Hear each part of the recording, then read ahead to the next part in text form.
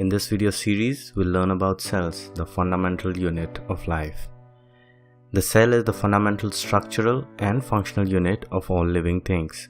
What this means is that in the body of any organism, animal or plant, the cell is the smallest part which is capable of independent existence and of performing the essential functions of life. Let me tell you why it is called the structural and functional unit of life. In our body, every part like the heart, lungs, kidneys, brain, skin, bones, muscles, etc. is made up of hundreds of thousands of cells. Even in plants, every part like the leaves, flowers, fruits, stem, roots, etc. is made up of a large number of cells. That is why the cell is called the structural unit of all living things. Any function in the body of a living being is due to the activity in its cells. For example, movement in our body is due to the contraction and relaxation of the muscle cells. Similarly, in plants, the roots absorb water or the plant performs photosynthesis through the activity in their cells. This is the reason why the cell is called the functional unit of all living beings. Each cell has its own life. Old and worn out cells in the body continually die and get replaced by new cells that are produced from pre-existing cells. Note that though most of the organisms have millions of cells in their body, each organism starts life as a single cell.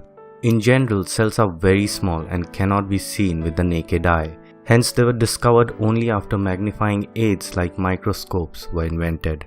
The first microscope was discovered by a Dutch scientist, Antony van Leeuwenhoek. The microscope consisted of a single biconvex lens and was called a simple microscope. A biconvex lens is a lens similar to what we use in a normal magnifying glass. Later, an English scientist named Robert Hooke developed a microscope with two biconvex lenses to achieve greater magnification. In this microscope, there was a stage on which the object to be examined was placed, and light from an oil lamp was focused using concave mirrors onto it. Later, such microscopes were improved further and were called compound microscopes. In 1665, Robert Hooke examined a thin slice of cork under his microscope. A cork is a substance that comes from the bark of a tree and is used as a glass bottle stopper. He observed that the cork resembled the structure of a honeycomb consisting of tiny box-like compartments. These compartments reminded him of little rooms or cells of monks in monasteries. So he named these compartments as cells and said that the cork was made up of cells. Note that the cells that Hooke saw were dead cells and hence were empty with only the surrounding wall present. A living cell consists of not just the outer wall but many other structures which we'll discuss in detail later. The invention of the highly powerful electron microscopes in 1940 led to the discovery of various unknown facts about cells which helped in understanding the complex structure of the cell much better. An electron microscope magnifies an object to over 200,000 times as compared to an ordinary compound microscope which magnifies an object to about 2000 times. To magnify the image of any object, electron microscopes use beams of electrons which are bent by magnets. On the other hand, compound microscopes use light bent by glass lenses. In the year 1838, a German botanist named Matthias Schleiden proposed the idea that all plants are made up of a large number of cells and that each of these cells performed various life processes. A year later, in 1839, a German zoologist named Theodor Schwann declared that all animals and plants are made up of cells, which act as the units of structure and function. The above findings of Schleiden and Schwann jointly comprise the cell theory proposed in 1839. In the year 1855, Rudolf Virchow added a third point to the cell theory by suggesting that all cells arise from pre-existing cells. So the postulates of the cell theory are: A. The cell is the smallest unit of structure of all living beings. B. The cell is the smallest unit of function of all living beings. And C. All cells arise from pre-existing cells. Now let's learn about the number of cells in organisms. Based on the number of cells, living organisms are classified either as unicellular or as multicellular. An organism in which a single cell constitutes the whole organism is called a unicellular organism. In such organisms, the number of cells is obviously 1. Examples of unicellular organisms are amoeba, paramecium, bacteria, yeast, etc. On the other hand, an organism made up of many cells which group together in a single body and assume different functions in it to form various body parts is called a multicellular organism. Note that all multicellular organisms start life as a single cell, which is a fertilized egg called zygote in case of animals and a seed in case of plants. This single cell then divides to produce different kinds of cells which form various body organs and parts. Most of the plants and animals that we see around are multicellular. Examples of multicellular organisms are humans, animals like dogs, cats, lions, etc., plants and trees like mango tree, banyan tree, etc.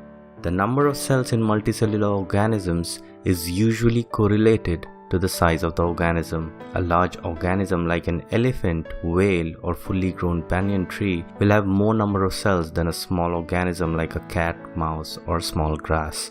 To give you an idea of the number of cells in a multicellular organism, an average-sized adult human body has approximately 100 trillion cells in the whole body.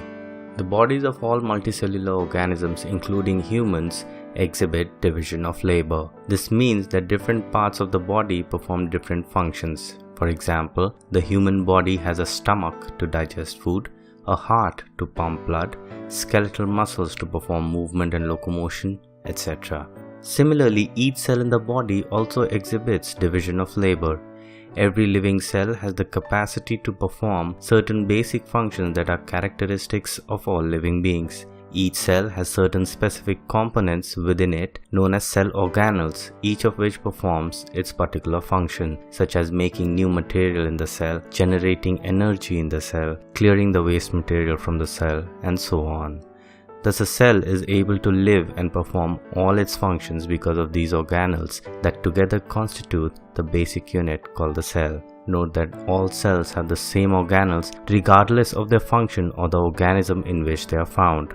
Now, it becomes important here to differentiate between organs and organelles.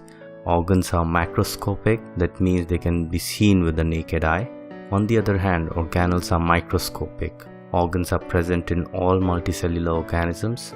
Organelles are present in all eukaryotic cells. Eukaryotic cells are those that have well-defined organelles bound by membranes. There are also prokaryotic cells, which are primitive cells, and they lack membrane-bound organelles. The third difference is organs are formed of tissues which are formed of cells, which in turn are formed of organelles, whereas organelles are mainly made up of organic compounds. Fourth difference is that organs may be internal or external, whereas organelles are internal, occurring inside the cells.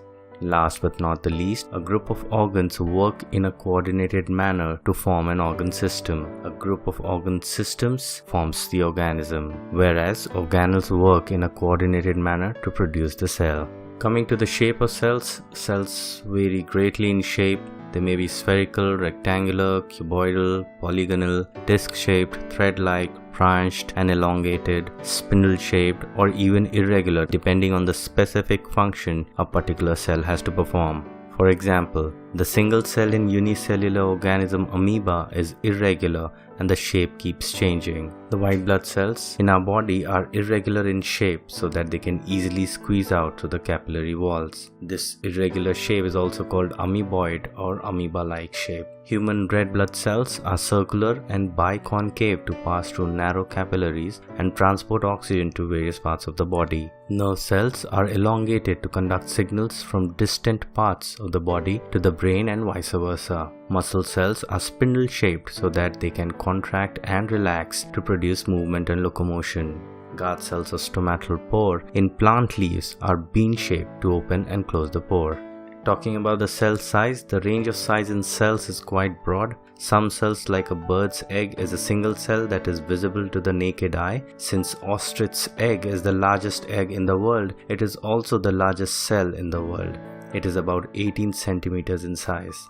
Note that it is the yellow part of the egg that is the cell. The shell and the white part, called albumen, of the egg are extra parts. However, most of the cells are microscopic and can only be seen with a microscope. The smallest cells are the bacteria, which are 0.3 to 0.5 micrometer in size. Red blood cells in the human body are about 7 micrometers in size. Longest cells are the nerve cells, which could be as long as a meter. In general, cells remain small in size for the following 2 reasons. A. To facilitate rapid communication among different parts of the cell for the cell to function effectively, and B. To increase the rate of diffusion of materials in and out of the cells, since the small size of the cells increases the surface area. An increased surface area increases the rate of diffusion of substances. In the next video, we'll discuss about the structure of a cell. If you like what you saw, don't forget to hit the subscribe button. This is Abbyshek Chandra signing off. Take care.